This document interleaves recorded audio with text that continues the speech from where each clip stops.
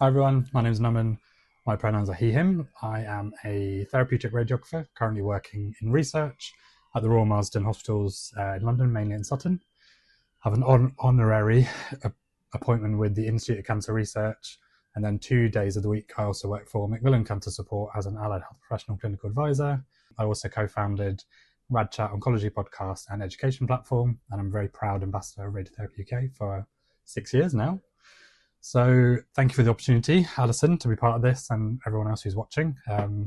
My research in the past 3 years has been around skin tone differences.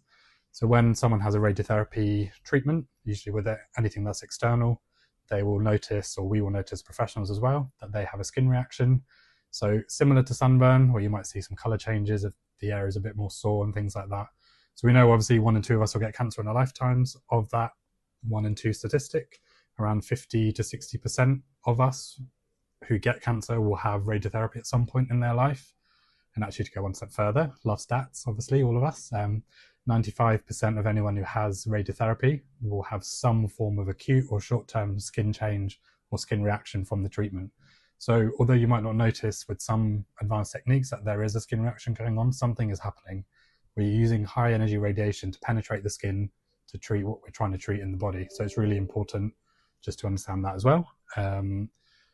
My work started a couple of years ago when I saw a black head and neck cancer patient who was having a severe skin reaction, but they're very pigmented skin. So all over their neck, I noticed that they were having quite a bad reaction. I mentioned it to my nursing colleagues who didn't agree, weren't very happy with my assessment because I was too junior. And one of them, I remember saying, well, black people, they don't really feel pain. They have thicker skin, so she'll be fine. They sent the patient home. Patient came out the next day with really bad skin reaction, so confluent, so all over, kind of breakdown of skin over her neck. She's obviously very frustrated, in pain, angry, did not trust us as healthcare professionals anymore. Fortunately, I'd built up enough of a rapport, and being South Asian background, I think their family trusted me still a little bit, so I was allowed to help treat the wounds, etc. But she had delays in treatment because of the reaction, was an inpatient with sepsis. It was quite bad, I would say. I think thinking in the wider and the bigger picture where we talk about health inequalities now, that was unacceptable and still is happening, but it's still unacceptable. So she looked at her consent form at the time, which said redness, and she had signed the form. So obviously when she went through the medical legal process and to patient advice and liaison service, so PALS, they said, yeah, sorry, but you've been consented for something that's technically incorrect for your skin tone. So from then, past couple of years, I've spoken over 100 times, I've published 3 times, I've won, don't like talking about it, but I won 7 awards last year.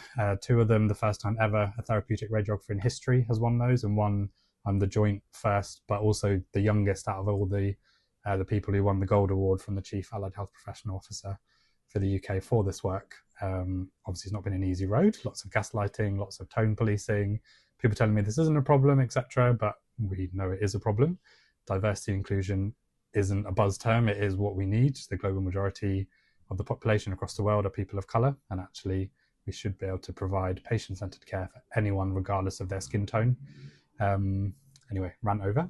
So fast forward kind of to this year, I have helped change all these consent forms, and now forever millions of people of colour going for radiotherapy treatments, but also branched into chemotherapy and other aspects like physiotherapy.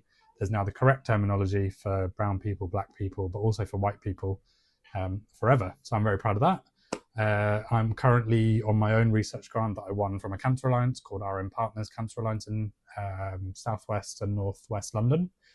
They have funded me to help do some work to try and develop a new skin assessment tool. But ultimately this year is about gathering evidence from people with lived experience, but also healthcare professionals, and figuring out what the problems are in the tools, which obviously I know and other people know. But in research, you have to be able to prove it so that then you can move forward to try and develop new tools, etc.